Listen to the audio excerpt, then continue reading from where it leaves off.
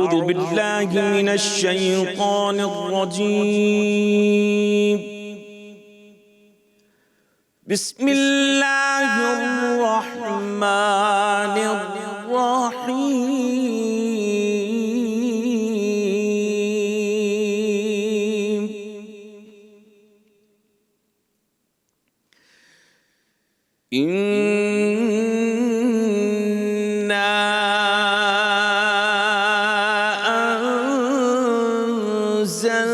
أنزلناه في ليلة القدر وما أدراك ما ليلة القدر. ليلة القدر خير من 1000 شهر.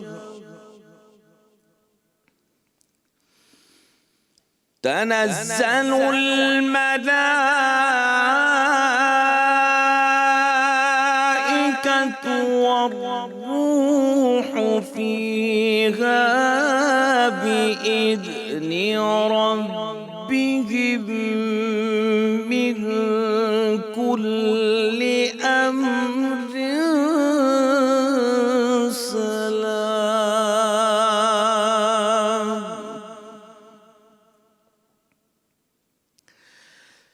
تنزل الملائكة والروح فيها بإذن ربهم من كل أمر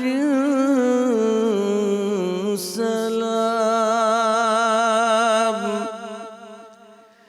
هي حتى مطلع الفجر. صدق الله العظيم. بے شک ہم نے یہ قرآن شب قدر میں نازل کیا، اور تم کیا جانو کہ شب قدر کیا ہے؟ شب قدر 1000 مہینوں سے بہتر ہے۔ اس رات فرشتے اور روح الامین اپنے رب کے حکم سے ہر کام کے لیے نازل ہوتے ہیں۔ یہ سلامتی کی رات ہے یہاں تک کہ صبح ہونے لگے۔ صدق اللہ العظیم۔ ناظرین کرام، آج 25ویں سحری میں آپ کو خوش آمدید کہتے ہیں۔ میں ہوں آپ کا میزبان ڈاکٹر زبیر احمد، اور 25ویں سحری کا مطلب ہے کہ آج اس رمضان المبارک کی تیسری طاق رات ہے، اور اسی طاق رات کے حوالے سے یہ آیہ مبارکہ بھی آپ کے سامنے رکھی گئیں جو کہ شب قدر سے متعلق ہیں، جو کہ سورہ قدر کے اندر موجود ہے۔ اللہ تعالیٰ نے اس میں شب قدر کے متعلق بتایا ہے کہ یہ 1000 مہینوں سے بہتر ہے۔ کب؟ یہ شب سے لے کر صبح تک، یعنی کہ طلوع فجر تک یہ سراسر سلامتی ہے، خیر ہے، اور 1000 مہینوں سے بہتر ہے۔ اللہ تعالیٰ سے دعا ہے کہ آج اس تیسری طاق رات کی بھی تمام برکتیں، تمام بھلائیاں، تمام رحمتیں ہمارے حق میں اللہ تعالیٰ قبول فرما لے۔ ہم اپنے اگلے سیگمنٹ کی جانب چلتے ہیں جس کا نام ہے خلاصہ قرآن، جو مفتی زبیر احمد صاحب آپ کے سامنے پیش کریں گے۔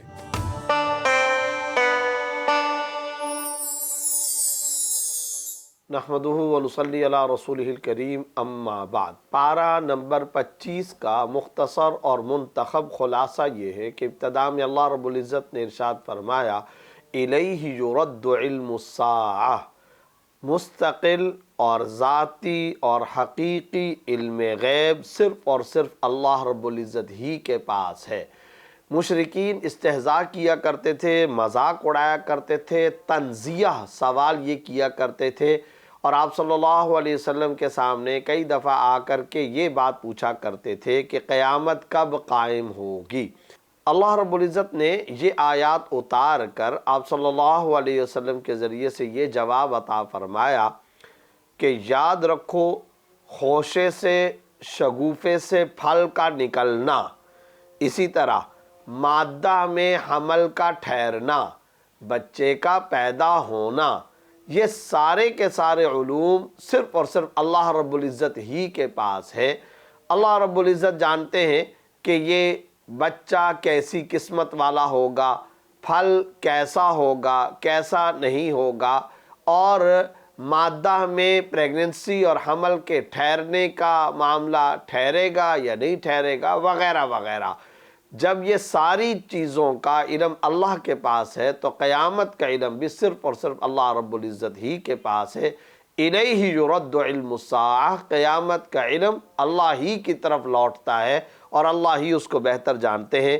اور حقیقت بات یہ سمجھنی چاہیے کہ قرآن کریم میں کئی مقامات پر مشرکین کا، کفار کا، اہل باطل کا یہ سوال ذکر کیا گیا ہے کہ قیامت کب قائم ہوگی۔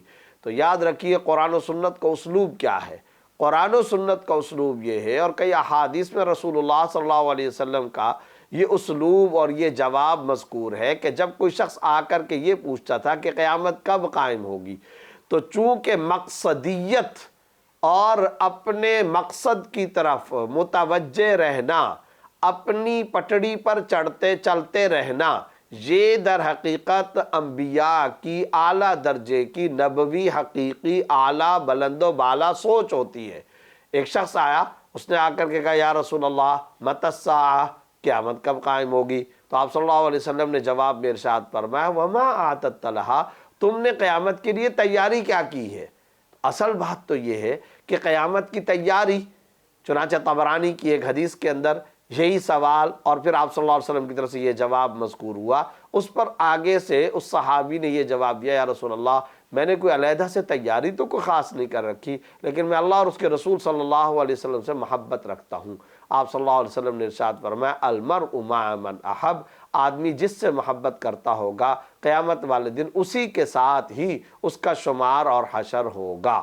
تو یہاں پر بھی مقصدیت کی طرف اللہ رب العزت نے انسانیت کو لوٹایا ہے۔ حاصل یہ ہے کہ ان تمام چیزوں کا علم صرف اور صرف اللہ رب العزت ہی کے پاس ہے۔ اس کے بعد انسان کی ایک فطرت کا تذکرہ کرتے ہوئے اللہ رب العزت نے فرمایا وَإِذَا أَنْعَمْنَا عَلَى الْإِنسَانِ أَعْرَضَ وَنَأَىٰ بِجَانِبِهِ وَإِذَا مَسَّهُ الشَّرُّ فَذُو دُعَاءٍ عَرِيضٍ، کہ اس انسان کی ایک عجیب و غریب قسم کی نیچر اور فطرت یہ ہے کہ جب کوئی خیر پہنچتی ہے، احوال اچھے ہوتے ہیں، خوشگوار زندگی گزر رہی ہوتی ہے، یعنی صحت ہے، عافیت ہے، مال ہے، اولاد ہے، رزق ہے، معاش ہے، ہر طرف سے امن آشتی ہے اور یہ خوشحال زندگی اللہ رب العزت نے اس کو عطا کر دی، تو اعرض ونأى بجانبه، تو اب یہ اکڑ دکھاتا ہے، اب یہ انسان تکبر کرنے لگتا ہے، غرور، فخر اور ناز کے اندر مبتلا ہو جاتا ہے۔ وَإِذَا مَسَّهُ الشَّرُّ فَذُو دُعَاءٍ عَرِيضٍ، اور جب کوئی تکلیف پہنچتی ہے، کوئی شر، کوئی مصیبت، کوئی برائی آ کر کے لپٹتی ہے، پہنچتی ہے، تو پھر یہ اب اللہ کی طرف رجوع کرنے لگ جاتا ہے، دعائیں کرنے لگ جاتا ہے۔ تو محترم ناظرین و سامعین، یہ آیت پکار کر ہمیں ایک سبق دے رہی ہے، اور وہ پیغام، وہ فلسفہ، وہ حقیقی لیسن، وہ ہم سب کے لیے سبق یہ ہے کہ ہر حالت میں، چاہے خوشی کی حالت ہو یا مشکل، مشقت، پریشانی، دکھ اور صدمے کی حالت ہو، ہر حالت میں تمہیں اللہ کی طرف رجوع کرنا چاہیے۔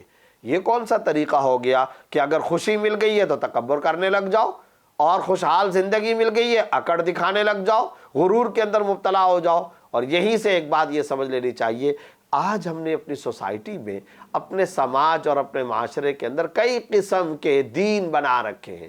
ایک حالات کا دین ہے، ایک ماحول کا دین ہے، ایک مقام اور جگہ کا دین ہے، ایک انوائرمنٹ کا اور لوگوں کے ساتھ اٹھنے بیٹھنے کا دین ہے، اور ایک ایمان کا دین ہوتا ہے۔ حالات کا دین کون سا ہوتا ہے؟ وہ جس کو اللہ رب العزت نے اس آیت کے اندر بیان فرمایا، کیا کہ جب انسان اذا مسہ الشر فذو دعاء عریض، کسی مصیبت میں گھرتا ہے اور انسان کسی مشقت اور تکلیف کے اندر آتا ہے تو فوراً اللہ کی طرف رجوع کرنا شروع کر دیتا ہے۔ ہم آج اپنے سماج اور سوسائٹی میں کیا دیکھتے ہیں؟ اگر کسی کے گھر کے اندر کسی کا انتقال ہو جائے، اب ماں مر گئی، باپ مر گیا، اب جیسے ہی یہ غم تازہ چل رہا ہے، اب یہ بیٹا مسجد کے اندر نظر آنا شروع ہو جائے گا۔ کوئی ایکسیڈنٹ ہو گیا، اللہ کی طرف رجوع ہو جائے گا۔ آل اولاد میں سے کوئی بیمار ہو گیا، کسی کو موذی یا مہلک مرض خدا نہ خواستہ لاحق ہو گیا، اب اللہ تعالیٰ کی طرف رجوع کرنا شروع کر دیں گے۔ تو ٹھیک ہے، اس تکلیف کی حالت میں بھی اللہ کی طرف رجوع کرنا چاہیے، اور ضرور کرنا چاہیے کہ ہمارے پاس خدا کے در کے سوا کوئی اور در بھی تو نہیں ہے۔ ضرور جانا چاہیے اللہ رب العزت کے دروازے پر، کھٹکھٹانا چاہیے، مانگنا چاہیے، گڑ گڑانا چاہیے، آہو زاری کرنی چاہیے۔ لیکن سوال یہ پیدا ہوتا ہے، جب حالات اچھے تھے، مال و دولت کی ریل پیل تھی، عزت و سلطنت، غلبہ و تسلط تھا، پاور تھی، طاقت اور قوت تھی، اس وقت تو اکڑ دکھا رہے تھے، اس وقت تو تکبر دکھا رہے تھے، فخر و ناز کے اندر مبتلا تھے۔ تو اس آیت کے اندر یہ بات پتہ چل رہی ہے کہ یہ جو ہم نے حالات کی وجہ سے مجبور ہو کر دینداری کو اختیار کیا، یہ اصل ایمان نہیں ہے۔ اسی طرح ایک ماحول کا ہوتا ہے، ایک انسان ہے وہ سوچتا ہے کہ میں تو فلاں مولوی صاحب کا بیٹا ہوں، فلاں عالم دین کا بیٹا ہوں، فلاں دیندار مشہور پیر اور بزرگ کا بیٹا ہوں، اب اگر میں کوئی غلط کام کروں گا تو لوگ کیا کہیں گے؟ تو یہ ماحول کی وجہ سے دینداری پر ہے، یہ اصل ایمان کی وجہ سے دینداری پر نہیں۔ ایک اور ہے مقام کا، کوئی آدمی مکہ اور مدینہ چلا گیا، نفلیں بھی نہیں چھوٹ رہی ہیں، اپنے مقام پر اپنے وطن پر رہتے ہوئے فرض نمازوں کا پتہ نہیں ہے، لیکن مکہ اور مدینہ میں چلا گیا، نہ صرف یہ کہ فرض نمازیں پوری ہو رہی ہیں، نوافل، ذکر، تلاوت، محاسبہ، تسبیح، مراقبہ، سب کام نفلی کام ہو رہے ہیں، اور اپنے مقام پر رہتے ہوئے فرض نماز بھی ادا نہیں کی جا رہی تھی۔ یہ وقتی، عارضی، سیزنل مسلمانی کا دور ہے۔ کیا ہے؟ ٹائم اور جگہ آ گئی نا، جب جگہ آ گئی، مکہ مدینہ حرمین کی پر نور ساعتیں اور لمحات اللہ تعالیٰ ہم سب کو عطا فرمائے، وہ اس وقت اس بندے مومن کو حاصل ہو گئی، لہٰذا وہ دینداری اختیار کر چکا۔ تو یہ عارضی اور وقتی اور جگہ کے اثر کا دین ہے۔ ایک اور دین ہوتا ہے جو ٹائم پیریڈ کے ساتھ ہوتا ہے، مثلا نماز روزے کا کوئی پتہ نہیں، شب برات کے موقع پر ہم پوری رات مسجد کے اندر کھڑے ہو کر نوافل ادا کرتے ہیں۔ صرف رمضان آ گیا تو رمضان کے اندر صرف رمضان کی گھڑیوں میں نماز روزے کی پابندی ہو رہی ہے، اس کے علاوہ نماز کا کوئی عطا پتہ نہیں ہے۔ تو یہ کیا ہے؟ ٹائم پیریڈ کے حساب سے، سیزن کے حساب سے، وقت کے حساب سے۔ یہ آیت یہ بتا رہی ہے اصل ایمان کیا ہے۔ حالات اچھے ہوں کہ برے ہوں، ماحول تمہارے سازگار ہوں یا سازگار نہ ہوں، مقام، جگہ تمہیں کوئی مناسب ملے یا مناسب نہ ملے، ہر صورت حال کے اندر ایمان والا دین اختیار کرو۔ اور ایمان والا دین کیا ہوتا ہے کہ ہر صورت میں ہم اللہ رب العزت کی طرف رجوع کریں اور اللہ ہی کی طرف رجوع کرنے کی عادت بنائیں، چاہے ہماری کوئی بھی صورت چل رہی ہو، چاہے ہمارے حالات اچھے چل رہے ہوں یا برے چل رہے ہوں۔ یہاں اس آیت میں اللہ رب العزت یہی فلسفہ، یہی پیغام اور یہی سبق ہمیں عطا فرمانا چاہ رہے ہیں۔ اس کے بعد قدرت باری تعالیٰ کا تذکرہ کرتے ہوئے فرمایا سَنُرِيهِمْ آيَاتِنَا فِي الْآفَاقِ وَفِي أَنفُسِهِمْ حَتَّى يَتَبَيَّنَ لَهُمْ أَنَّهُ الْحَقُّ۔ قرآن جا بجا اپنی نشانیاں، اللہ کی قدرت کی نشانیاں، توحید کی، قدرت خداوندی کی نشانیاں بیان کرتا ہے۔ آسمان کا تذکرہ، زمین کا تذکرہ، آبشاروں کا، دریاؤں کا، سمندروں کا، پھلوں کا، پھولوں کا، ان پھلوں کے مختلف ٹیسٹ اور ان کے ذائقے اللہ رب العزت بیان فرماتے ہیں۔ اور یہاں اللہ رب العزت وہی نشانیاں بیان کرتے ہوئے فرما رہے ہیں، جب یہ تدبر کریں گے اور جب یہ قرآن کریم کی آیات پر غور و فکر کریں گے اور خدا کی آسمان و زمین کے اندر پھیلی ہوئی جا بجا نشانیوں کے اندر غور و فکر کریں گے تو سنوریہم آیاتنا فی الآفاق، ہم دکھائیں گے ان کو نشانیاں، ہم اپنی قدرتی نشانیاں ان کو دکھائیں گے آفاق میں۔ یہ تسخیر کائنات کی کتاب ہے، آسمانوں میں، فضاؤں میں، خلاؤں میں، ایک آسمان پھر دوسرا آسمان، ان کے درمیان کے سپیس، ان تمام آسمانوں کے اندر ہم اپنی نشانیاں دکھائیں گے، آفاق میں نشانیاں دکھائیں گے۔ اور پھر فرمایا وفی انفسہم، اور ان کے وجودوں کے اندر، انسانوں کے وجودوں کے اندر نشانیاں ہیں۔ چنانچہ اگر آپ غور کریں، یہاں اللہ رب العزت نے وفی انفسہم فرمایا، اور سورہ زاریات آیت نمبر 21 کے اندر بھی اللہ رب العزت نے ارشاد فرمایا وفی انفسکم افلا تبصرون، اور تمہارے نفسوں، باڈیوں، وجودوں، جسموں کے اندر نشانیاں ہیں، کیا تم کو نظر نہیں آتا؟ اگر انسان غور کرے تو دائیں بائیں دور جانے سے بھی پہلے انسان اگر اپنے وجود پر غور کر لے، کیا اللہ رب العزت نے لاکھوں کروڑوں اربوں خلیات کا جہان بسا دیا ہے اس انسان کی ایک باڈی اور وجود کے اندر۔ آنکھ دیکھنے کی طاقت رکھتی ہے، کان سننے، یہ قوت بصیرت ہو کہ بصارت، یہ سماعت کی قوت۔ کون سی وہ ذات ہے جس نے کان کے اندر سننے کی یہ طاقت رکھ دی، زبان میں بولنے کی، ہاتھ میں پکڑنے کی؟ پھر آپ ان کی رگوں پر غور کریں، کتنی رگیں ہیں، کیسی رگیں ہیں، پھر ان کا آپس کے اندر جوائنٹ کنیکشن کیا ہے، اور پھر یہ ذرا غور کریں کہ وہ ایک رگ بھی ذرا سا اونچ نیچ ہو جائے پورے انسانی بدن کے اندر فالٹ پیدا ہو جاتا ہے۔ دماغ کے سگنل جو پورے بدن کو جا رہے ہیں، ذرا نیرو والے ڈاکٹروں سے پوچھئے، کیا قدرت نے نشانیاں جمع کر دی ایک انسانی باڈی کے اندر، کیا انسانی وجود کے اندر اللہ رب العزت نے شاندار، خوبصورت، اعلیٰ درجے کی قدرتی نشانیاں جمع کر دی۔ سنریہم آیاتنا فی الآفاق وفی انفسہم حتی یتبین لہم انہ الحق، یہاں تک کہ جب یہ ان تمام نشانیوں پر غور و فکر کریں گے تو ان کے لیے واضح ہو جائے گی یہ بات کہ بے شک وہی اللہ کی ذات حق ذات ہے، اللہ رب العزت ہی حق ذات ہے۔ تب جا کر کے ان کو پتہ چلے گا۔ مگر یہ بات کب حاصل ہوگی؟ جب تدبر کریں گے، جب غور و فکر کریں گے، جب باقاعدہ اس کے اندر سوچ و بچار کریں گے۔ سوچ و بچار کے نتیجے میں، تدبر کے نتیجے میں، غور و فکر کے نتیجے میں یہ نشانیاں نظر آئیں گی۔ یاد رکھنا چاہیے اس دور کی ایک متروکہ عبادت ہے قرآن کریم کے اندر تدبر کرنا، خدا کی نشانیوں میں غور و فکر کرنا۔ یہ اس دور کی ہمارے سماج کی ایک متروکہ عبادت بن چکی ہے۔ اس لیے یہ آیت ہم سب کو وضاحت کے ساتھ اس طرف متوجہ کر رہی ہے کہ اللہ کی نشانیوں میں ہم سب کو غور کرنا چاہیے اور بالآخر عقیدہ توحید پر ایمان لانا چاہیے۔ اس کے بعد سورہ شورا کا آغاز ہو رہا ہے، اور شورا کا معنی باہمی مشاورت کرنا۔ در حقیقت مسلمانوں کے اجتماعی معاملات کے حوالے سے یہ مسلمانوں کی مطلوبہ خصوصیت ہے کہ وہ آپسی مشورہ کرتے ہیں۔ اسی مناسبت سے اس سورت کا نام سورہ شورا رکھا گیا ہے۔ اجتماعی معاملات میں مشاورت کرنی چاہیے، اور قرآن کریم کے اندر بڑی وضاحت کے ساتھ اللہ نے ایک اور مقام پر بھی فرمایا وَأَمْرُهُمْ شُورَىٰ بَيْنَهُمْ، یعنی مسلمانوں کے آپس کے جو اجتماعی معاملات ہوتے ہیں وہ باہمی مشاورت سے طے کیے جاتے ہیں۔ تکاد السماوات یتفطرن الآیہ کے ماتحت اللہ رب العزت یہ بات ارشاد فرما رہے ہیں کہ قریب ہے ملائکہ کی کثرت کی وجہ سے آسمان پھٹ جائیں، یعنی اتنی بڑی تعداد فرشتوں کی ہے کہ وہ باقاعدہ اللہ کی تسبیح بیان کرتے ہیں، زمین والوں کے لیے اللہ سے استغفار کرتے ہیں، معافی طلب کرتے ہیں۔ تعداد ان کی اتنی زیادہ ہے کہ لگتا ہے کہ شاید آسمان پھٹ پڑیں گے۔ اس کے بعد اگلی آیات میں اللہ رب العزت نے ارشاد فرمایا قُلْ لَا أَسْأَلُكُمْ عَلَيْهِ أَجْرًا إِلَّا الْمَوَدَّةَ فِي الْقُرْبَى۔ رسول اللہ صلی اللہ علیہ وسلم تبلیغ فرمایا کرتے تھے، کفار و مشرکین مکہ خاص طور پر آپ صلی اللہ علیہ وسلم کی دعوت و تبلیغ اور ارشاد کی راہ کے اندر رکاوٹ ڈالا کرتے تھے۔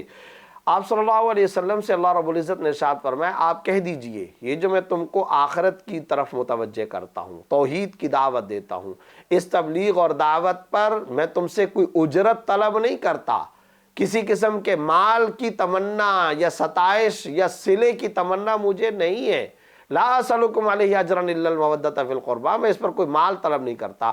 ہاں یہ بات ضرور ہے الا المودۃ فی القربى، قرابت اور اعزہ اور اقربا میں سے ہونے کی وجہ سے رشتہ داری کا جو حق ہے اس کا ضرور میں تم سے مطالبہ کرتا ہوں۔ کیا مطلب اس کا؟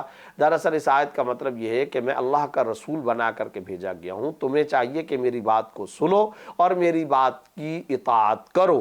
اولاً تو رسول ہونے کی وجہ سے میری بات کو مانو اور اطاعت کرو، یہ تم پر لازم ہے۔ اور اگر تم یہ اطاعت نہیں کرتے تو کم از کم خاندانی قرابت کا تو ایک حق ہے نا، اس خاندانی رشتہ داری اور قرابت کی وجہ سے بھی تم پر میرا یہ حق لازمی طور پر بنتا ہے کہ تم میری اطاعت کرو اور میری بات کو مانو۔ اس کے بعد آگے اللہ رب العزت نے ارشاد فرمایا آخرت میں اجر کے مستحقین کی صفات کیا ہے، یعنی جن کو آخرت میں اجر ملے گا وہ کون لوگ ہوں گے، اس کے بارے میں فرمایا ما عند اللہ خیر و ابقا، جو کچھ اللہ کے پاس ہے وہ بہتر ہے اور ہمیشہ باقی رہنے والا ہے۔ للذین آمنوا وعلی ربہم یتوکلون، یہ آخرت میں اللہ کے پاس جو کچھ اجر جن کا محفوظ ہے وہ خیر، بہترین، اعلیٰ، عرفہ اور ہمیشہ باقی رہنے والا ہے، وہ کن لوگوں کا اجر ہے؟ تو فرمایا یہ وہ لوگ ہیں علی ربہم یتوکلون، جو اپنے رب پر توکل کرتے ہیں، والذین یجتنبون کبائر الاسم والفواحش واذا ما غضبوا هم یغفرون، یہ وہ لوگ ہیں کہ جو اجتناب کرتے ہیں بڑے اور کبیرہ گناہوں سے، فحاشی کے کاموں سے اجتناب کرتے ہیں، کبیرہ گناہوں سے اجتناب کرتے ہیں، اور اپنے رب پر توکل کرنے والے ہیں، اور الذین یقیمون الصلاۃ ومما رزقناہم ینفقون، اور نماز قائم کرتے ہیں اور جو کچھ اللہ نے رزق دیا اس میں سے مال کو خرچ کرتے ہیں، اور پیچھے ان کی ایک صفت یہ بھی وَإِذَا مَا غَضِبُوا هُمْ يَغْفِرُونَ، جس وقت وہ غصہ کرتے ہیں تو معاف کر دیا کرتے ہیں۔ اور آگے چل کر کے والذین اذا اصابهم البغی هم ینتصرون، کہ جب ان کے ساتھ کوئی ظلم ہوتا ہے تو ایک تو صبر کرتے ہیں، اور جب اس کا بدلہ بھی اگر وہ لیتے ہیں تب بھی انصاف کا دامن ہاتھ سے نہیں چھوڑتے۔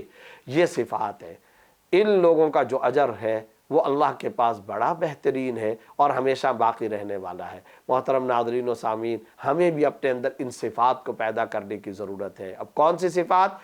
کبیرہ گناہ نہ کیا جائے، اللہ پر ایمان لایا جائے، صبر کا دامن کبھی ہاتھ سے نہ چھوڑا جائے، اللہ کے دیے ہوئے مال سے خرچ کیا جائے، نماز قائم کی جائے، کسی ظلم اور زیادتی کا اولاً بدلہ نہ لیا جائے، بدلہ لیں تو پھر اس میں بھی عدل اور انصاف سے کام لیں۔ یہ ہیں وہ صفات جو آخرت میں اجر کے مستحقین کو ملیں گی۔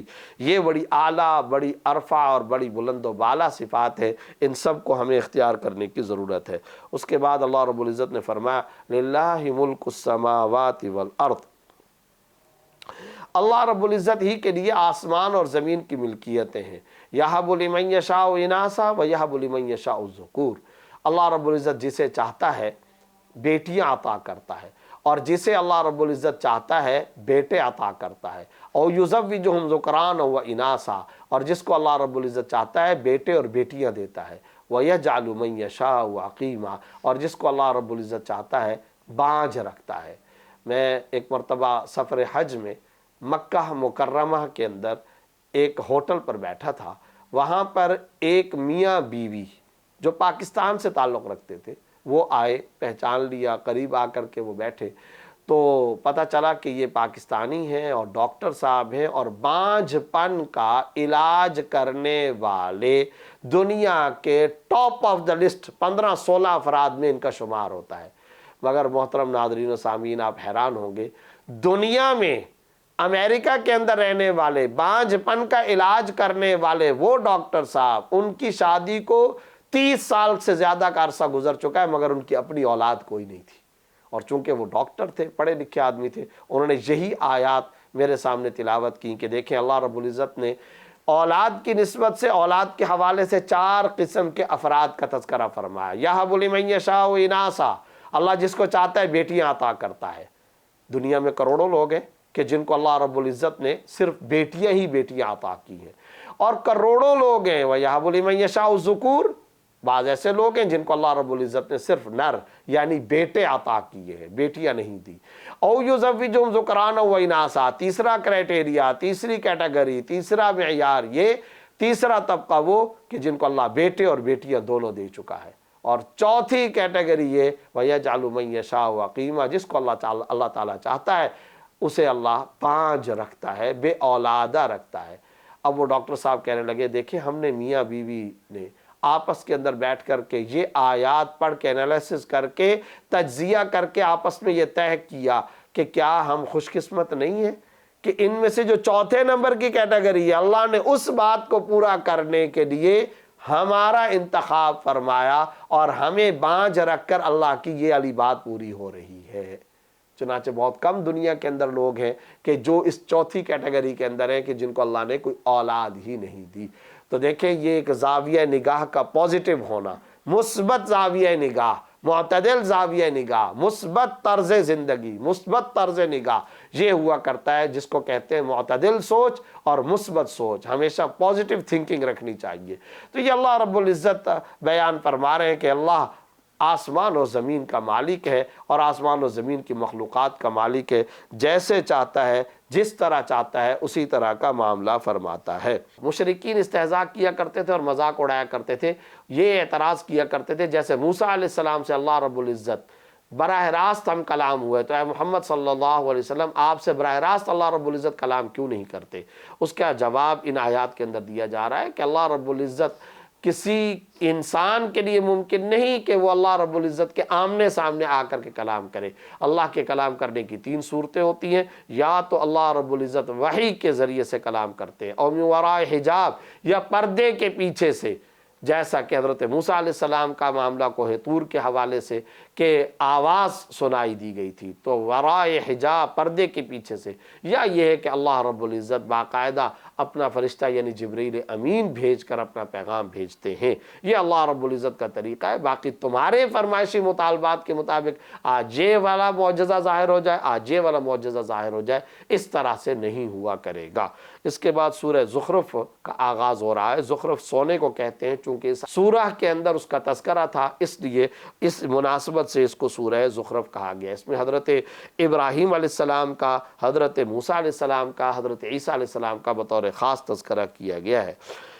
اللہ رب العزت نے سورہ زخرف میں آگے چل کر کے یہ بیان فرمایا کہ ان مشرکین کی ایک بری سوچ کا اندازہ اس سے لگائیں کہ یہ جب ایسے گھوم رہے ہوں اور ان کو بیٹی کی ولادت کی اطلاع دی جائے تو ان کا چہرہ سیاہ پڑ جاتا ہے، تو جس چیز کی ولادت کی اطلاع ان کے گھر کے اندر سے ان کو دی جائے تو ان کے چہرے سیاہ پڑ جاتے ہیں، یعنی یہ بیٹیوں کو پسند نہیں کرتے۔ تو یہ ملائکہ کے بارے میں یہ دعویٰ کرتے ہیں یہ اللہ کی بیٹیاں ہیں، گویا اپنے لیے بیٹیاں پسند نہیں کرتے اور اللہ کے لیے بیٹیوں کا انتخاب کرتے ہیں۔ یہ کیسی ان کی عجیب و غریب سوچ ہے؟ حقیقت تو یہ ہے کہ اللہ رب العزت کو نہ بیٹیوں کی ضرورت ہے نہ بیٹوں کی ضرورت ہے۔ اللہ الصمد ہے، بے نیاز ذات ہے۔ اس کے بعد اللہ رب العزت نے فرمایا وَإِذْ قَالَ إِبْرَاهِيمُ لِأَبِيهِ وَقَوْمِهِ إِنَّنِي بَرَاءٌ مِّمَّا تَعْبُدُونَ۔ جب ان مشرکین کو دعوت دی جاتی تھی اور توحید کی طرف بلایا جاتا تھا تو یہ کہتے تھے کہ ہم اپنے آباء و اجداد کے طریقوں پر رہیں گے۔ تو اللہ رب العزت نے فرمایا کہ تمہارے آباء و اجداد میں تو حضرت ابراہیم علیہ السلام بھی ہیں، وہ توحید کی طرف دعوت دینے والے امام الموحدین ہیں، تو پھر ان کے طریقے پر چلو اور توحید کو اور ایمان کی دعوت کو قبول کر لو، کیوں نہیں قبول کرتے؟ آگے چل کر کے مشرکین کے ایک اور اعتراض کا جواب وَقَالُوا لَوْلَا نُزِّلَ هَذَا الْقُرْآنَ عَلَى رَجُلٍ مِّنَ الْقَرْيَتَيْنِ عَظِيمٍ، کہ یہ قرآن کریم دو بستیوں میں سے کسی مالدار کسی بڑے آدمی پر کیوں نہیں نازل ہوا؟ تو اللہ رب العزت نے فرمایا کہ دیکھو یہ جو روزی ہوتی ہے، پیسہ مال، اس کی اللہ کے ہاں وقت نہیں۔ اللہ نے اس روزی کی تقسیم کا اختیار تمہیں نہیں دیا، تو نبوت جو بہت اعلیٰ درجے کی چیز ہے اس کی تقسیم کا اختیار تمہیں اللہ کیسے دے دے گا؟ تم کون ہوتے ہو یہ تقسیم کار کرنے والے کہ بستی کے فلاں مالدار آدمی کو یا فلاں بڑے آدمی کو یہ نبوت دے دی جاتی؟ کیسے ہو سکتا ہے؟ 2% پیسوں کا اختیار، اس کی تقسیم کا اختیار خدا نے تم کو نہیں دیا، تو اللہ نبوت جو سب سے اعلیٰ ترین چیز ہے اس کی تقسیم کا اختیار تمہیں کیسے دے سکتا ہے؟ اس کے بعد وَلَقَدْ أَرْسَلْنَا مُوسَىٰ بِآيَاتِنَا إِلَىٰ فِرْعَوْنَ الآیہ کے ماتحت حضرت موسیٰ علیہ السلام کا وہ قصہ ایک مرتبہ پھر بیان فرمایا جو قرآن کریم میں کئی مقامات پر اللہ رب العزت نے ذکر فرمایا۔ سورہ دخان، اِنَّا أَنزَلْنَاهُ فِي لَيْلَةٍ مُبَارَكَةٍ، ہم نے اس قرآن کو ایک بابرکت رات میں نازل کیا ہے، اور ظاہر ہے سورۃ القدر میں اس بابرکت رات کی تعجین بھی ہو گئی کہ وہ شب قدر ہے۔ شب قدر میں اللہ رب العزت نے نازل فرمایا فَارْتَقِبْ يَوْمَ تَأْتِي السَّمَاءُ بِدُخَانٍ مُبِينٍ۔ ایک مرتبہ جب قریش مکہ مسلسل نبی کی تکذیب کر رہے تھے تو نبی نے بد دعا کی جس کے نتیجے میں قحط پڑا، تو یہ منہ کھول کر آسمان کی طرف دیکھتے تھے۔ اللہ نے اس آیت کے اندر اس کا تذکرہ فرمایا۔ پھر ان مشرکین نے آپ صلی اللہ علیہ وسلم سے دعا کا کہا، آپ صلی اللہ علیہ وسلم نے دعا فرمائی اور اللہ نے اس قحط کو ختم فرما دیا، مگر یہ اس کے باوجود ایمان نہیں لائے۔ اللہ نے اس کا تذکرہ فرما کر کے آگے چل کر ان شجرۃ الزقوم، یہاں جہنمیوں کے کھانے اور خوراک کا تذکرہ فرمایا۔ پھر ان المتقین فی مقام امین، متقین اور نیکوکار لوگوں کی غذا اور ان کے مقام اور بلند ٹھکانوں کا بھی اللہ نے تذکرہ فرمایا۔ اس کے بعد سورہ جاسیہ کے اندر ابتدا میں اللہ نے اپنی نشانیوں کا تذکرہ فرمایا، اور پھر ثم جعلناک علی شریعۃ من الامر فاتبعھا، آپ صلی اللہ علیہ وسلم سے یہ کہا جا رہا ہے کہ ہم نے آپ کو ایک مخصوص اور خاص شریعت کا طریقہ راستہ بتایا ہے، آپ اسی کی اتباع کیجئے، اور ہرگز کسی کے لیے جائز نہیں کہ وہ پچھلے لوگوں کی خواہشات نفسانیہ یا اپنی خواہشات نفسانیہ کی اتباع کرے۔ اس کے بعد اس صورت کے اختتام کے اندر بھی اللہ نے اپنی نشانیوں کا اور بطور خاص قیامت کا تذکرہ فرمایا ہے۔ تذکیر آخرت یعنی آخرت میں جواب دہی کے احساس کو تازہ کیا گیا ہے۔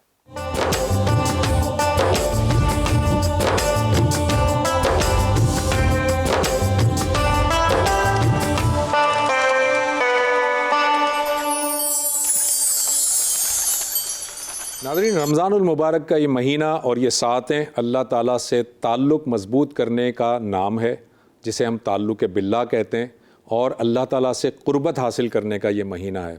دیکھتے ہیں اگلا سیگمنٹ جس کا نام ہے قرب الہی، جو ڈاکٹر خالد ظہیر صاحب ہمارے لیے پیش کرتے ہیں۔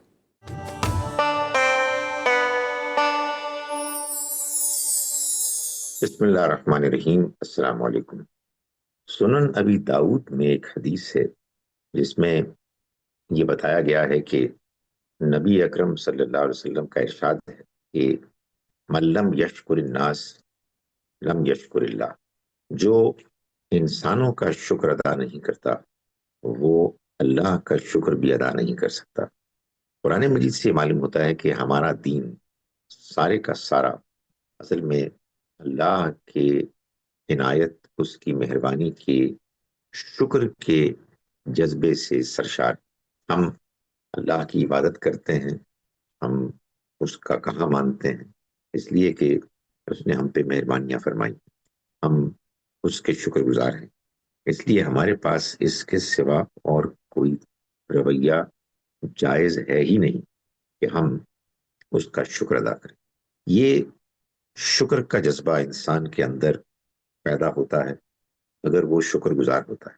تو فرمایا کہ جو شخص انسانوں کا شکر گزار نہیں ہوتا، انسانوں نے اگر اس کے اوپر کچھ عنایات کی ہوں، کچھ احسانات کیے ہوں اور وہ احسان فراموش نکلے، تو پھر اس کو اللہ کا شکر ادا کرنے کی بھی توفیق نہیں ملتی۔ یہ ایک بڑی اہم بات ہے۔ انسان کے اندر اگر اچھی خصلتیں، عادتیں، خوبیاں ہوتی ہیں تو وہ ہر طرف ہر جگہ نظر آتی ہیں، اور اگر انسان کے اندر وہ خوبیاں نہیں ہیں تو پھر یہ نہیں ہو سکتا کہ ایک انسان کے جو خوبیوں سے محروم ہو، اس کی وہ خوبیاں جو کہیں نہیں ہیں وہ اللہ کے معاملے میں نظر آئیں گی۔ اگر ایک انسان شکر گزار نہیں ہے تو پھر وہ شکر گزار نہیں، نہ وہ بندوں کے لیے شکر گزار ہو سکتا ہے اور نہ ہی وہ اللہ کے لیے ہو سکتا ہے۔ اللہ تعالیٰ ہمیں اپنا شکر گزار بندہ بنائے۔ السلام علیکم ورحمۃ اللہ وبرکاتہ۔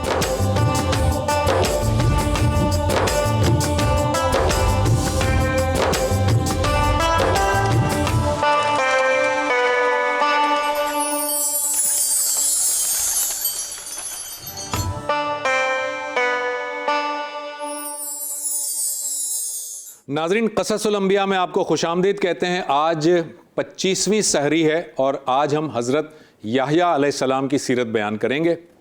کل ہم نے حضرت زکریہ علیہ السلام کے واقعات آپ کے سامنے رکھے تھے اور آپ کو بتایا تھا کہ حضرت زکریہ علیہ السلام بوڑھے ہو گئے تھے اور وہ بے اولاد تھے، اور وہ جب حضرت مریم کے حجرے میں گئے اور آپ نے دیکھا کہ بے موسم کے پھل وہاں پر موجود ہیں، تو آپ نے اللہ تعالیٰ سے دعا کی کہ یا اللہ، میں بے اولاد ہوں، مجھے بھی اولاد عطا کر جو کہ یعقوب کا وارث ہو، جو کہ بنی اسرائیل کا وارث ہو، جو میرا وارث ہو۔ اور اللہ تعالیٰ نے بہرحال حضرت زکریہ علیہ السلام کی دعا کو قبول کیا اور اللہ تعالیٰ نے انہیں ایک بیٹا عطا کیا۔ یہ جو بیٹا اللہ تعالیٰ نے عطا کیا، اس میں حضرت زکریہ علیہ السلام نے یہ کہا تھا کہ یا اللہ، مجھے جب بیٹا تو دے گا اس کی کیا نشانی ہوگی کہ میرے ہاں بیٹا پیدا ہونے والا ہے؟ تو اللہ تعالیٰ نے یہ بتایا وحی کے ذریعے سے کہ آپ کی بیوی کو جب حمل ٹھہر جائے گا، یعنی وہ حاملہ ہو جائیں گی، تو آپ 3 دن تک گفتگو نہیں کر پائیں گے، یعنی 3 دن تک آپ کچھ بول نہیں سکیں گے۔ چنانچہ ایسا ہی ہوا کہ 3 دن تک آپ جو ہے وہ بولنے سے قاصر رہے، آپ کوئی بھی گفتگو نہیں کر رہے تھے، ایک طرح سے وہ چپ کا روزہ تھا، یعنی کوئی اشاروں سے بات کر رہے تھے، آپ الفاظ کے ذریعے سے گفتگو نہیں کر رہے تھے۔ اس کا مطلب یہ ہوا کہ اللہ تعالیٰ کی دی ہوئی بشارت پوری ہونے کا وقت آ گیا ہے۔ اللہ تعالیٰ نے نہ صرف آپ کو بیٹا عطا کیا، بلکہ اللہ تعالیٰ نے اس بیٹے کے بارے میں یہ فرمایا کہ آپ کے ہاں جو بیٹا پیدا ہوگا اس کا نام اللہ نے تجویز کیا یحییٰ۔ اللہ تعالیٰ نے یہ بھی بتایا کہ اس نام کا کوئی شخص اس سے پہلے پیدا نہیں کیا گیا، یعنی یہ منفرد نام کا بیٹا اللہ تعالیٰ نے دیا اور اس کا نام بھی اللہ نے تجویز کیا۔ ایک تیسری بڑی اہم بات حضرت یحییٰ علیہ السلام کے بارے میں اللہ تعالیٰ نے بیان کی ہے قرآن مجید میں، اور وہ یہ بیان کی ہے کہ اللہ تعالیٰ نے فرمایا کہ اس دن، یعنی کہ حضرت یحییٰ علیہ السلام جس دن پیدا ہوئے، ان پر سلام ہو جس دن وہ پیدا ہوئے اور جس دن ان کا انتقال ہوگا اور جس دن وہ دوبارہ اٹھائے جائیں گے۔ گویا اللہ تعالیٰ نے حضرت یحییٰ علیہ السلام پر سلام بھیجا، اور 3 موقعوں پر سلام بھیجا کہ کیا کیا موقع تھے کہ جس دن وہ پیدا ہوں گے، جس دن وہ انتقال کریں گے، جس دن انہیں دوبارہ اٹھایا جائے گا۔ اب ذرا غور کیجئے کہ یہ تینوں جو اوقات ہیں، تینوں جو ایام ہیں، یہ انسان کی زندگی میں کتنے امپورٹنٹ ہوتے ہیں، کتنے اہم ہوتے ہیں۔ جو پہلا دن ہے یا پہلا جو انسیڈنٹ ہوتا ہے یا پہلا جو ٹائم ہوتا ہے جس میں کوئی انسان پیدا ہوتا ہے، وہ عالم ارواح سے اس عالم فانی میں آتا ہے، یعنی ایک جہاں سے دوسرے جہاں میں آتا ہے۔ جب کوئی شخص ایک جگہ سے دوسرے جہاں میں آتا ہے تو ظاہر ہے کہ بہت ساری مشکلات اس کے لیے ہو سکتی ہیں۔ بالکل اسی طرح جب کوئی شخص انتقال کرتا ہے تو وہ اس جہان فانی سے ایک دوسرے جہاں میں چلا جاتا ہے جسے ہم عالم برزخ کہتے ہیں۔ اب یہاں پر بھی آپ دیکھیں، ایک جہاں سے دوسرے جہاں میں منتقل ہونا ہے اور یہ بھی پرابلم ہو سکتی ہے۔ اور پھر تیسرا جو ہے موقع وہ یہ ہے کہ جب دوبارہ کوئی شخص اٹھایا جائے گا، جب دوبارہ اٹھانے کا موقع آئے گا تو اس کا مطلب اب وہ عالم برزخ سے نکل کر محشر کے میدان میں آئے گا۔ اگین آپ دیکھیں کہ ایک جہاں سے وہ دوسرے جہاں میں شفٹ ہو رہا ہے۔ لیکن ان تینوں موقعوں پر جس میں کہ پاسبل پرابلمز ہو سکتی ہیں، اللہ تعالیٰ نے قرآن مجید میں حضرت یحییٰ علیہ السلام کے لیے سلامتی کی گواہی دے دی۔ اس کا مطلب ان تینوں موقعوں پر حضرت یحییٰ علیہ السلام کو یہ گارنٹی دی گئی، یہ بتایا گیا اللہ تعالیٰ کی طرف سے کہ آپ کے لیے سلامتی ہی سلامتی ہے، آپ کے لیے کوئی غم نہیں ہے، آپ کے لیے کوئی خوف نہیں ہے۔ یہ ایک بہت بڑا ٹریبیوٹ ہے جو اللہ تعالیٰ نے حضرت یحییٰ علیہ السلام کو دیا، اور یہ قرآن مجید کی آیہ مبارکہ میں موجود ہے۔ حضرت یحییٰ علیہ السلام کے بارے میں یہ بھی ہمیں پتہ چلتا ہے، کچھ قرآن سے بھی اشارے ملتے ہیں اور کچھ ہمیں روایات سے بھی پتہ چلتا ہے کہ حضرت یحییٰ علیہ السلام انتہائی درویش صفت پیغمبر تھے اور بہت زیادہ سادہ طبیعت کے تھے۔ دنیا داری سے انہیں کوئی بہت زیادہ رغبت نہیں تھی، بہت زیادہ لگاؤ نہیں تھا۔ اپنے زیادہ تر وہ شب و روز جو ہے وہ جنگلوں میں گزارتے تھے، ویرانوں میں گزارتے تھے، صحراؤں میں گزارتے تھے، اور وہیں پر اپنے کھانے پینے کا بندوبست بھی ان کا وہ کرتے تھے۔ چشمے کا پانی پی لیتے تھے، شہد کھا لیتے تھے جو جنگلی شہد ہوتا تھا، یا کبھی کبھار کسی جانور کا شکار کر لیتے تھے۔ تو گویا کہ حضرت یحییٰ علیہ السلام دنیا داری سے بہت زیادہ رغبت نہیں رکھتے تھے۔ حضرت یحییٰ علیہ السلام کے بارے میں خود قرآن مجید جو ہے وہ یہ بتاتا ہے ہمیں کہ حضرت یحییٰ علیہ السلام جو ہے وہ دراصل ان کے اندر 5 صفات اللہ تعالیٰ نے بیان کی ہیں جو کہ گن کر بتا دی ہیں۔ پہلی بات کہ حضرت یحییٰ علیہ السلام وہ ہوں گے جو کلمۃ اللہ یعنی حضرت عیسیٰ علیہ السلام کی تصدیق کریں گے۔ ذرا یہاں پر رک جاتے ہیں۔ آپ کو کل میں نے حضرت زکریہ علیہ السلام کے واقعے میں بتایا تھا کہ حضرت زکریہ علیہ السلام کی زیر کفالت حضرت مریم تھیں، اور حضرت مریم کے حضرت زکریہ کے ساتھ جو رشتہ تھا وہ ان کے خالو تھے۔ اور میں نے آپ کو کل یہ بھی بتایا تھا کہ حضرت مریم جب بڑی ہو جاتی ہیں تو ان کے پاس بے موسم کے پھل آتے ہیں، اور کل میں نے یہ بھی بتایا تھا کہ حضرت مریم وہی حضرت مریم ہے جو کہ حضرت عیسیٰ علیہ السلام کی والدہ ہیں۔ تو ذرا غور سے سنیے کہ حضرت عیسیٰ علیہ السلام پیدا ہوتے ہیں جن کا ہم ذکر کل کریں گے انشاءاللہ تعالی، اور حضرت زکریہ علیہ السلام کے بیٹے تھے حضرت یحییٰ علیہ السلام۔ تو گویا یحییٰ علیہ السلام اور حضرت عیسیٰ علیہ السلام آپس میں رشتہ دار بھی ہیں اور تقریباً ایک ہی زمانہ ہے دونوں کا۔ حضرت یحییٰ علیہ السلام کے بارے میں یہ بتایا جاتا ہے کہ وہ حضرت عیسیٰ علیہ السلام سے 6 ماہ جو ہے وہ بڑے تھے، صرف 6 مہینے کا ایج ڈفرینس ہے دونوں میں، تو دونوں کا تقریباً زمانہ ایک ہی بنتا ہے۔ اس لیے حضرت یحییٰ علیہ السلام کے بارے میں اللہ تعالیٰ قرآن مجید میں یہ فرماتا ہے کہ حضرت یحییٰ علیہ السلام وہ ہوں گے جو کہ کلمت اللہ یعنی حضرت عیسیٰ علیہ السلام کی تصدیق کریں گے، اور ایسا ہی ہوا۔ حضرت عیسیٰ علیہ السلام نے جب اپنی نبوت کا اعلان کیا تو ان کی تصدیق حضرت یحییٰ علیہ السلام نے کی اور اپنی قوم کے لوگوں کو بتایا کہ اللہ کے پیغمبر ہیں، ان کی جو ہے وہ اتباع کرو اور ان پر ایمان لے آؤ اور ان کی بات کو سنو اور ان کی اطاعت کرو۔ یہ اللہ تعالیٰ نے پہلے سے بتا دیا تھا کہ حضرت یحییٰ ان کی تصدیق کریں گے۔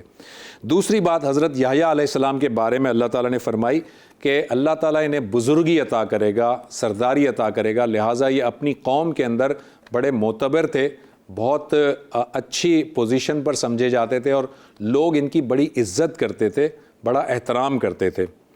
تیسری جو چیز ہے حضرت یحییٰ علیہ السلام کے بارے میں یہ بتائی اللہ تعالیٰ نے کہ یہ دنیا کی جو لذات ہیں اس سے بے نیاز ہوں گے، یعنی ان کو دنیا داری سے کوئی رغبت نہیں ہوگی، اسی لیے روایات میں آتا ہے کہ انہوں نے زندگی میں کبھی شادی نہیں کی۔ حضرت یحییٰ علیہ السلام نے شادی نہیں کی اور بڑی سادہ سی زندگی گزاری، بہت سادہ سے ان کی غذا ہوتی تھی، بہت سادہ سا لباس وہ پہنتے تھے اور دنیا سے کٹ کر الگ رہا کرتے تھے۔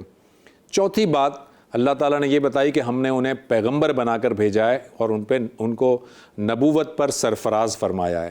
اور پانچویں بات جو اللہ تعالیٰ نے ان کے بارے میں فرمائی وہ یہ کہ وہ صالحین میں سے ہوں گے، یعنی ہمیشہ خیر اور بھلائی ہی کی طرف ہمیشہ ان کا رجحان ہوگا، وہ کبھی کسی بھی معصیت کے اندر نہیں ہوں گے۔ حضرت یحییٰ علیہ السلام نے اپنی قوم میں، یعنی قوم ان کی کون تھی؟ بنی اسرائیل۔ حضرت یحییٰ علیہ السلام نے بنی اسرائیل پر جو ہے اپنی دعوت پیش کی، تبلیغ کی، اللہ تعالیٰ کا پیغام پہنچایا، اور ظاہر ہے بہت سارے ان کے خطبات بھی ہیں اور ان کے وعظ بھی ہیں، لیکن 5 باتیں ایسی ہیں جو بڑی واضح طور پر انہوں نے اپنی قوم کے سامنے رکھی۔ 5 باتیں، وہ 5 باتیں کون سی ہیں؟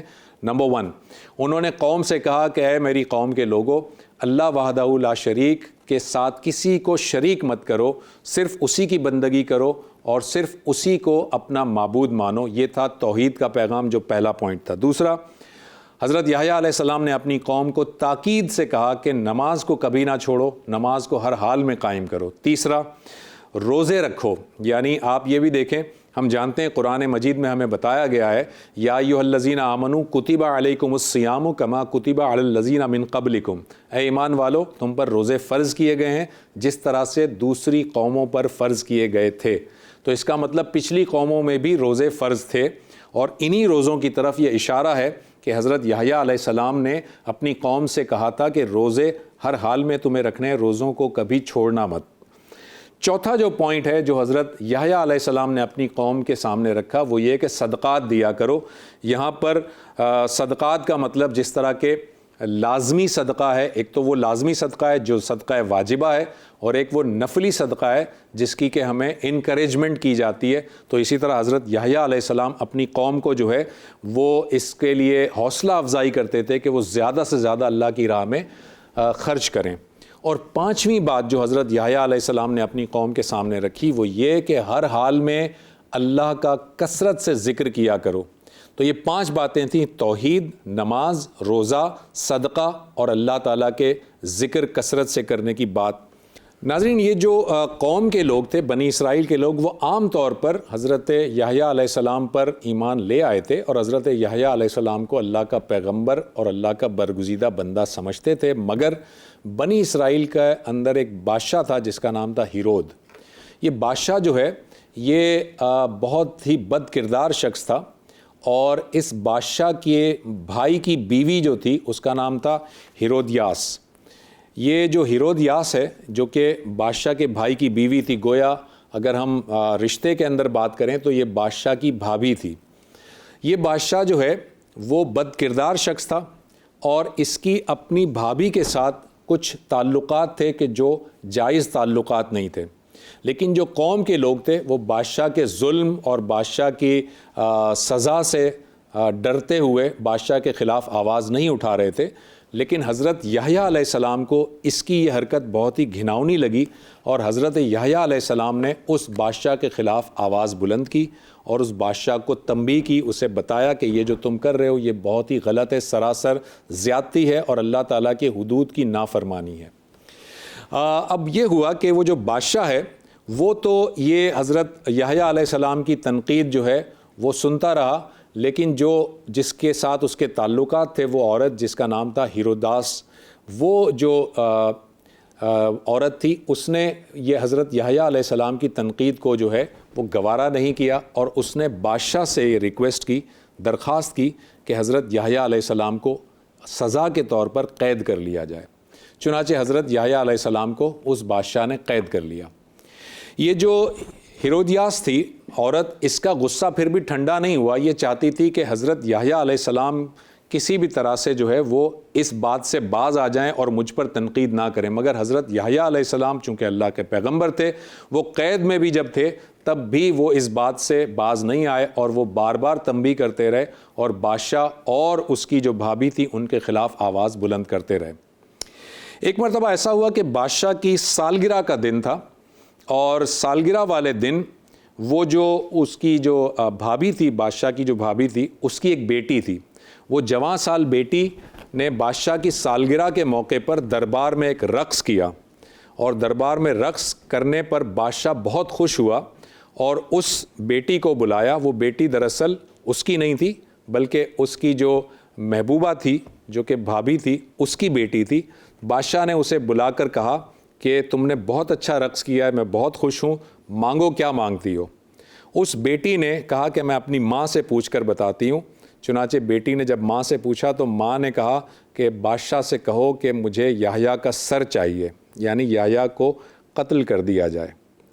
جب اس بچی نے جو ہے وہ بادشاہ سے کہا کہ میں جو ہے وہ یحییٰ کا سر چاہتی ہوں، تو پہلے بادشاہ جو ہے وہ اس نے کہا کہ نہیں، کیا ضرورت ہے، وہ ایک درویش صفت آدمی ہے، وہ ایک سادہ سا آدمی ہے، اس کو چھوڑ دو، اس کے بجائے کوئی اور انعام تم لے لو۔ لیکن وہ بضد رہی کہ نہیں، مجھے یحییٰ کا سر ہی چاہیے۔ لہٰذا بادشاہ اپنی اس محبوبہ کے اس خواہش پر جو ہے وہ نہ نہیں کر سکا، انکار نہیں کر سکا، اور بادشاہ نے اپنے سپاہیوں کو حکم دیا کہ جاؤ اور یحییٰ کا سر لے آؤ۔ چنانچہ یہ سپاہی گئے، آپ ویسے بھی قید میں تھے، یہ سپاہی گئے اور آپ نے ان سپاہیوں نے بڑی بے دردی کے ساتھ حضرت یحییٰ علیہ السلام کو شہید کر دیا اور ان کا سر ایک تھال میں رکھ کر بادشاہ سلامت کے سامنے پیش کر دیا۔ جب بادشاہ کے سامنے یہ سر آیا اور اس کی جو بھابھی تھی اس نے یہ دیکھا تو اس کا غصہ ٹھنڈا ہوا، لیکن یہ جو بہت ہی بے دردی کے ساتھ حضرت یحییٰ علیہ السلام کو قتل کیا گیا، یہ بنی اسرائیلیوں میں ایسی روایات بہت ملتی ہیں اور بہت سارے پیغمبروں کو بنی اسرائیل کے اندر ان کی قوم نے بغیر کسی خطا کے ان کو قتل کیا تھا، جن میں سے ایک حضرت یحییٰ علیہ السلام بھی ہیں۔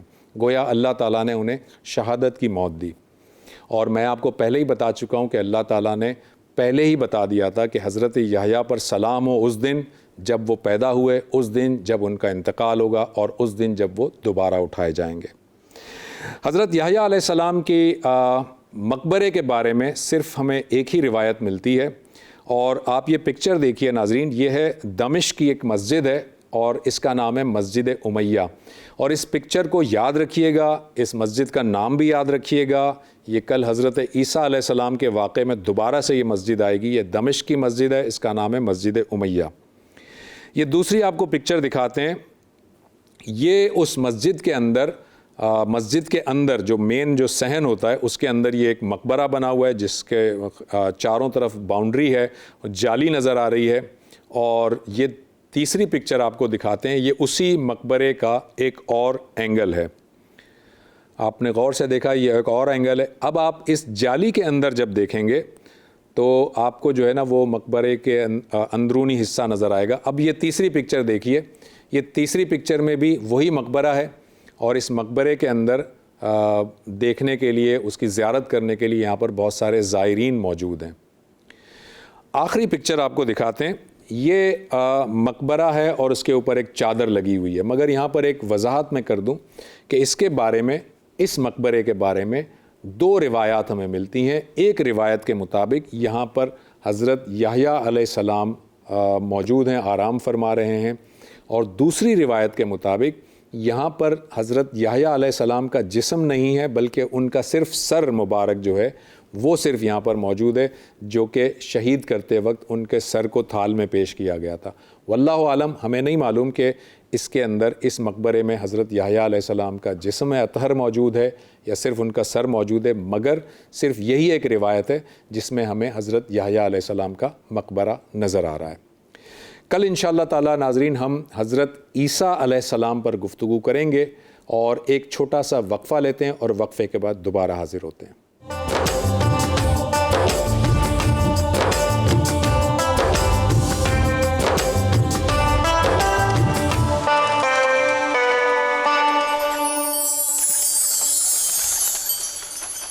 ناظرین، جب ہم قرآن مجید کا مطالعہ کرتے ہیں تو ہمیں پتہ چلتا ہے کہ اللہ تعالیٰ رہبانیت کو پسند نہیں کرتا۔ وہ یہ نہیں چاہتا کہ ہم اس دنیا داری سے کٹ کر جنگلوں میں، ویرانوں میں، بیابانوں میں چلے جائیں، بلکہ وہ یہ چاہتا ہے کہ ہم اس دنیا میں رہیں، دنیا کو برتیں، لوگوں کے ساتھ انٹریکٹ کریں، اور یہ انٹریکٹ کرتے ہوئے اللہ تعالیٰ کو نہ بھولیں، اللہ تعالیٰ کے پیغام کو نہ بھولیں۔ تو یہ بیلنس کیسے کیا جا سکتا ہے؟ اس کا بہت آسان سا حل ہے کہ قرآن مجید کی چیزوں کو دیکھا جائے، سمجھا جائے، اور یہ دیکھا جائے کہ قرآن مجید دنیا داری کے اندر توازن کس طرح قائم کرتا ہے۔ ہم دیکھتے ہیں اپنا اگلا سیگمنٹ جس کا نام ہے قرآن اور دنیا، جو کہ ہمارے لیے ڈاکٹر ریحان احمد صاحب پیش کرتے ہیں۔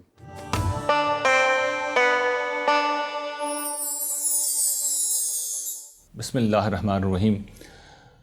محترم ناظرین، اللہ تعالیٰ نے انسان کو اس دنیا میں اختیار دے کر پیدا کیا ہے، اس کو اپنی راہ دکھا دی ہے، اور اس کے بعد یہ فیصلہ انسان پر چھوڑ دیا ہے کہ وہ نیکی کی طرف جاتا ہے یا برائی کی طرف۔ اس بات کو قرآن مجید نے کئی مقامات پر بیان کیا ہے۔ ایک جگہ اس طرح بیان کیا ہے، اِنَّا هَدَيْنَاهُ السَّبِيلَ إِمَّا شَاكِرًا وَإِمَّا كَفُورًا۔ قرآن مجید کی اس آیت کا مطلب یہ ہے کہ ہم نے اسے راہ دکھا دی ہے، اب اس کی مرضی ہے چاہے وہ شکر گزار بنے چاہے وہ ناشکرہ بنا۔ یہ انسان کا اپنا اختیار ہے، انسان اپنے اس اختیار کو استعمال کرتے ہیں۔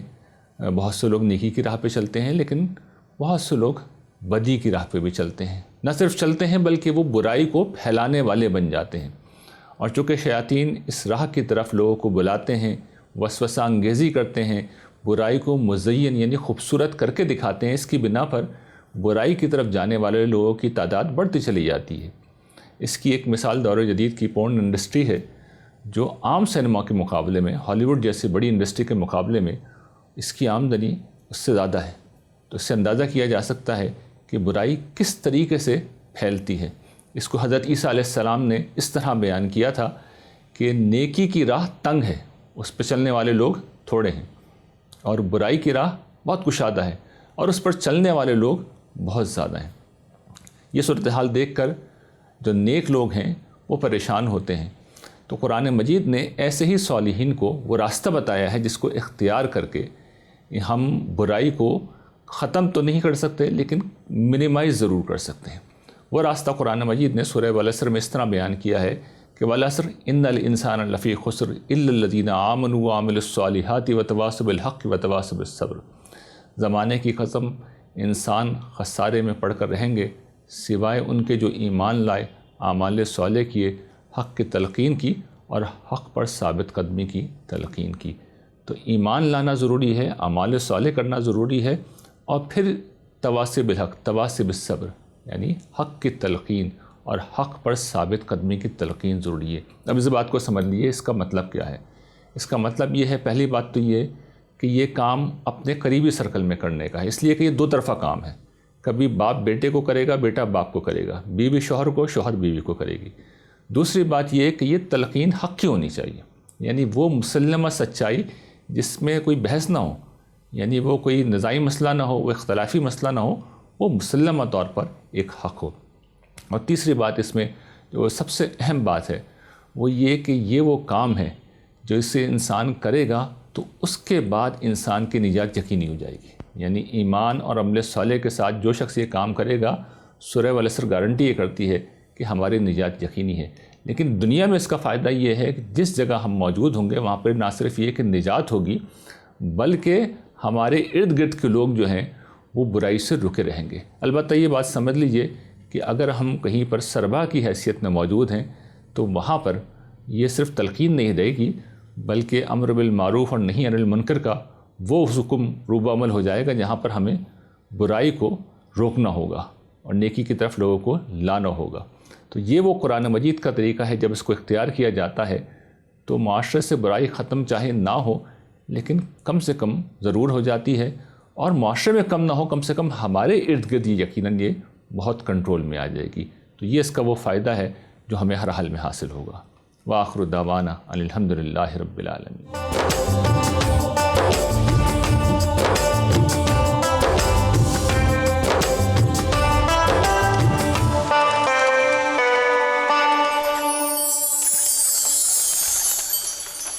ناظرین اب چلتے ہیں شجاع الدین شیخ صاحب کی جانب، جو بہت سہل اور جامع انداز میں گفتگو کرتے ہیں۔ ان کے سیگمنٹ کا نام ہے پیغام رمضان۔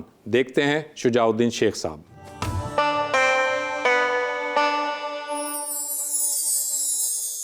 الحمدللہ رب العالمین والصلاة والسلام علی سید الانبیاء والمرسلین، اما بعد، اعوذ باللہ من الشیطان الرجیم، بسم اللہ الرحمن الرحیم۔ ومن لم يحكم بما انزل الله فاولئك هم الكافرون، صدق اللہ العظیم۔ اللہم صلی علی محمد وعلی آل محمد وبارک وسلم۔ رب اشرح لی صدری ویسر لی امری واحلل عقدۃ من لسانی یفقہوا قولی واجعل لی وزیرا من اہلی، آمین یا رب العالمین۔ ناظرین کرام السلام علیکم ورحمۃ اللہ وبرکاتہ۔ اللہ تعالیٰ نے جو دین اسلام ہمیں عطا فرمایا وہ ایک مکمل ضابطۂ حیات ہے، اور یہ دین تقاضا کرتا ہے کہ پورے کے پورے دین پر عمل کرو۔ قرآن کریم میں اللہ تعالیٰ نے سورۃ البقرہ آیت نمبر 208 میں فرمایا، یا ایھا الذین آمنوا ادخلوا فی السلم کافہ، اے ایمان والو اسلام میں پورے کے پورے داخل ہو جاؤ۔ اب پورے کے پورے اسلام میں انفرادی زندگی بھی ہے اور اجتماعی زندگی بھی شامل، ایمانیات، عبادات، معاملات، اخلاقیات، خوشی غمی بھی شامل، گھر، کاروبار، معیشت، معاشرت، سیاست، عدالت، ریاست، سب کچھ شامل ہے۔ اس سب کے بارے میں قرآن کہتا ہے ادخلوا فی السلم کافہ، اسلام میں پورے کے پورے داخل ہو جاؤ۔ یہ جو آج ہمارا تصور ہے بھائی دین کا بھی کرو دنیا کا بھی کرو، کون سی دنیا بھائی؟ مسلمان کی دنیا تو دین بن جاتی ہے، سبحان اللہ۔ مسلمان کے معمولات جب اللہ اور اس کے رسول صلی اللہ علیہ وسلم کے حکم کے مطابق انجام پائیں تو وہ شادی بھی ہے تو وہ اسلام ہے، عبادت ہے، وہ غمی کا موقع بھی آ جائے تو وہ بھی عبادت بن جائے گی، وہ کاروبار کرے گا تو وہ بھی عبادت بن جائے گی، سبحان اللہ۔ یہ کلیئرٹی ضروری ہے۔ البتہ جزوی طور پر اسلام پر عمل ہو، پارشلی اسلام پر عمل ہو تو یہ اللہ کے ایکسیپٹیبل نہیں ہے۔ جزوی طور پر اللہ کے دین پر عمل اللہ کے ہاں قابل قبول نہیں ہے۔ اللہ تعالیٰ نے فرمایا سورۃ البقرہ آیت نمبر 85 میں، افتؤمنون ببعض الکتاب وتکفرون ببعض، کیا تم کتاب کا ایک حصہ مانتے ہو ایک حصہ نہیں مانتے؟ کچھ احکام پر عمل کرتے ہو کچھ احکام پر عمل نہیں کرتے۔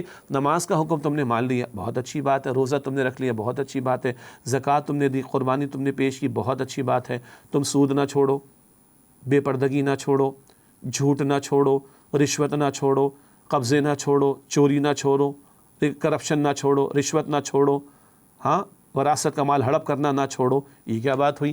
ایک حکم اللہ کا مانتے ہو دوسرا حکم چھوڑ دیتے ہو، ایک حکم پر عمل کرتے ہو دوسرے حکم پر عمل نہیں کرتے، کچھ پر عمل کرتے ہو کچھ پر عمل نہیں کرتے، تو یہ تو اپنی مرضی کی بات چل رہی ہے۔ اللہ کا حکم کا تم نے فالو کیا، ہاں اگلی بات۔ اور یہ جزوی اطاعت جو ہے، کچھ ماننا کچھ نہ ماننا، کچھ پر عمل نہ کرنا، یہ تو اللہ کے یہاں قابل قبول نہیں۔ البقرہ آیت 85 میں آگے فرمایا کہ فما جزاء من يفعل ذلك منكم الا خزي في الحیات الدنیا، تم میں سے جو یہ رویہ اختیار کرے کہ کچھ مانے کچھ نہ مانے، کچھ پر عمل کرے کچھ پر عمل نہ کرے، اس کی سزا اس کی سوا کیا ہے کہ دنیا میں ذلت اور رسوائی ہو، ویوم القیامۃ یردون الی اشد العذاب، اور قیامت کے دن ایسے لوگوں کو شدید عذاب میں مبتلا کیا جائے۔ وما اللہ بغافل عما تعملون، اور اے لوگوں تم جو کچھ کرتے ہو اللہ تعالیٰ اس سے بے خبر تو نہیں۔ اللہ اکبر کبیرہ۔ تو بتایا جا رہا ہے کہ بھائی پورے کے پورے دین پر عمل کی کوشش کرو، پورے کے پورے اسلام پر عمل کی کوشش کرو، کچھ لو کچھ نہ لو، یہ پک اینڈ چوز نہیں چلے گا، یہ division in the commandments of Allah ہی نہیں چلے گی، کچھ مانو کچھ نہ مانو، نہ یہ نہیں چلے گا۔ اس پر تو دنیا میں ذلت اور رسوائی ہے، آج امت کی صورتحال دیکھ لیں، اور قیامت میں شدید عذاب ہے۔ پھر اللہ تعالیٰ تقاضا کرتے کہ اس دین کو قائم کرنے کی جد و جہد کرنی۔ قرآن پاک میں سورہ شورى آیت نمبر 13 میں اللہ نے 5 جلیل القدر رسولوں کا ذکر فرمایا۔ نوح علیہ السلام، ابراہیم علیہ السلام، موسیٰ علیہ السلام، عیسیٰ علیہ السلام اور نبی اکرم صلی اللہ علیہ وسلم، ان 5 رسولوں کو جو حکم ہوا وہ حکم ہمیں شرع لکم کے الفاظ، تمہیں بھی حکم یہ دیا جا رہا ہے. کیا حکم دیا جا رہا ہے؟ ان اقیموا الدین ولا تتفرقوا فی، اللہ کے دین کو قائم کرنے کی جد و جہد کرنا، اس بارے میں کسی تفرقے میں مبتلا نہ ہو جانا، ڈیوائیڈ نہ ہو جانا، اللہ کے دین کو قائم کرنے کی جد و جہد کرنا. اسی کام کے لیے پاکستان ہم نے لیا تھا اور اسلام کو ایز اے سسٹم ہم نے مانا ہے. اسلام کو ہم نے نافذ کرنے کے لیے پاکستان لیا تھا، ریاستی سطح پر نافذ کر کے دنیا کے سامنے بقول قائد اعظم یہ تجربہ گاہ ہے پاکستان کہ یہاں اسلام نافذ کر کے دنیا کے سامنے رول ماڈل پیش کریں گے. مغرب کے سرمایہ دارانہ نظام نے، کیپٹلسٹ سسٹم نے انسانوں کو غلام بنا چھوڑا. اسلام کی عادلانہ تعلیم پر مبنی، سوشل جسٹس پر مبنی سسٹم دنیا کے سامنے پریزنٹ کرنا ہے. That was the vision of Quaid Azam. Quaid Azam تو کہہ رہے اس نے پاکستان لیا تھا. اور اگر یہ نہیں ہو رہا ہو تو بڑے سخت الفاظ قرآن پاک میں اللہ تعالیٰ کی 3 فتوے بقول ہمارے استاد ڈاکٹر اسرار صاحب کے رحمۃ اللہ علیہ، سورہ مائدہ کی آیت نمبر 44، 45، 47، وَمَن لَّمْ يَحْكُم بِمَا أَنزَلَ اللَّهُ فَأُولَٰئِكَ هُمُ الْكَافِرُونَ وَمَن لَّمْ يَحْكُم بِمَا أَنزَلَ اللَّهُ فَأُولَٰئِكَ هُمُ الظَّالِمُونَ وَمَن لَّمْ يَحْكُم بِمَا أَنزَلَ اللَّهُ فَأُولَٰئِكَ هُمُ الْفَاسِقُونَ. اور جو لوگ اللہ کے نازل کردہ کلام کے مطابق فیصلے نہیں کرتے وہی تو کافر ہیں عملاً مراد، اور وہی تو ظالم اور فاسق ہیں. استغفر اللہ.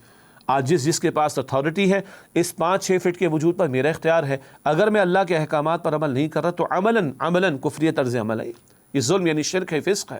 اور جن کے پاس اداروں کی سطح پر اختیار ہے وہ اللہ کا حکم نافذ نہیں کرتے، وہ بھی اللہ کے ہاں مجرم قرار پائیں گے. اور جن کے پاس ملک کا اختیار ہو اور وہ ملک کی سطح پر شریعت کو نافذ نہ کریں تو ان کے لیے فتوے موجود ہیں، ان کے لیے اللہ تعالیٰ کی طرف سے سخت الفاظ موجود ہیں. اللہ ہمیں بھی توفیق دے، ہمارے ذمہ داران کو بھی توفیق دے، ہمارے اصحاب اختیار کو بھی توفیق دے، ہمارے اصحاب اقتدار کو بھی توفیق دے کہ ہم انفرادی سطح اور اس سے آگے بڑھ کر اجتماعی سطح پر اللہ کے احکامات کو نافذ کریں. تو پھر کیا ہوگا؟ اللہ تعالیٰ فرماتا ہے سورہ المائدہ کی آیت نمبر 66 میں 66 میں کہ وَلَوْ أَنَّهُمْ أَقَامُوا التَّوْرَاةَ وَالْإِنْجِيلَ وَمَا أُنزِلَ إِلَيْهِمْ مِنْ رَبِّهِمْ لَأَكَلُوا مِنْ فَوْقِهِمْ وَمِنْ تَحْتِ أَرْجُلِهِمْ. اگر وہ تورات اور انجیل اور جو کچھ ان پر اللہ کی طرف سے، ان کے رب کی طرف سے نازل کیا گیا، ان احکام کو قائم اور نافذ کرتے، اپنے اوپر سے بھی کھاتے، اپنے نیچے سے بھی کھاتے. اہل کتاب کے بارے میں کہا گیا. اب تو قرآن پاک کتاب ہے نا آخرت تک کے لیے، قیامت تک کے لیے. اب تورات اور انجیل تو ویلڈ کتابیں نہیں. آج اگر قرآن پاک کے احکام کا نفاذ ہو، اللہ رحمت ہی رحمت دے گا، آسمان سے بھی برکتیں دے گا، زمین سے بھی برکتیں دے گا. ہم اللہ کی کتنی نافرمانیاں کرتے ہیں، اللہ پھر بھی کھلاتا پلاتا ہے. اور جب اللہ کی شریعت پر عمل کریں گے، اللہ کی شریعت کا نفاذ کریں گے تو کافروں کا ڈر نہیں رکھنا چاہیے، اللہ پر توکل کرنا چاہیے. اللہ آسمان سے بھی برکتیں دے گا، اللہ زمین سے بھی برکتیں دے گا. اللہ ہمیں دین پر عمل اور اس کے نفاذ کی جد و جہد کی توفیق عطا فرمائے. آمین یا رب العالمین. وآخر دعوانا ان الحمد للہ رب العالمین. والسلام علیکم ورحمۃ اللہ وبرکاتہ. جی ناظرین، ہماری سحر ٹرانسمیشن کا وقت ختم ہوا چاہتا ہے. اپنی فیڈ بیک ضرور دیجیے گا. تمام سیگمنٹ جو آپ نے دیکھے اس سے متعلق.